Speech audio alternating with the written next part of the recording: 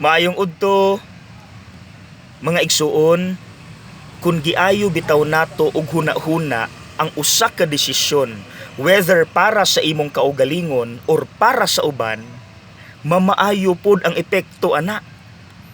Like for example, para sa kaugalingon. Kung gusto bitaw nato bag-ohon atong kaugalingon, atong sugdan pinaagi sa pag-usab sa atong huna-huna. Kung positive thinker ka, dali ra kang mulambo kay kaya nako ni imo man gyud nang buhaton. Pero kung negative thinker ka, kung bitter ka, pareha aning ampalaya nga niya sa akong t-shirt, dili ka motivated.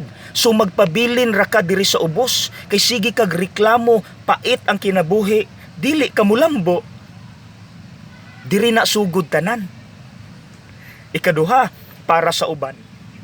Kung maayo bitaw ang imong huna-huna about sa usa ka tawo, mamaayo pud imong tinagdan niya ug dili pud siya mabutang sa alanganin.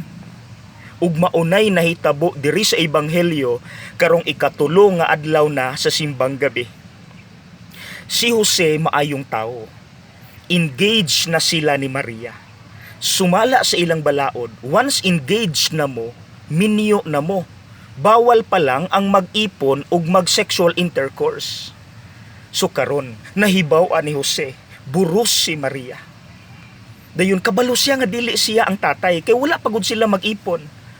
Ug kinsa gud po'y mutuon ni Maria nga gikan na sa Dios, nga ordinaryo ra man siyang babayi sa una. So sa kaguol ni Jose, maayo na lang, maayo siya gunahuna, maayo siya mamalandong. So iya na lang untang bulagan sa hilom aron dili mapakaulawan si Maria ug aron dili patyon. Kay naa sa ilang balaod, once masakpan ka nga kaning adultery, batuon ka hangtod mamatay ka. Wala na unta tay mamameri karon. Mao nang magpasalamat ni Jose for a good decision. So mga igsoon ningon ana pud unta ta. Ayaw paabuta nga nakahimo na kag usa ka desisyon nga wala pa nimo na pamalandungi og ayo kay dako kay nagdamage sa tawo nga imong nabuhatan or nasultihan. Siguro magmahay ka sa katapusan but the damage has been done. Ulahin na.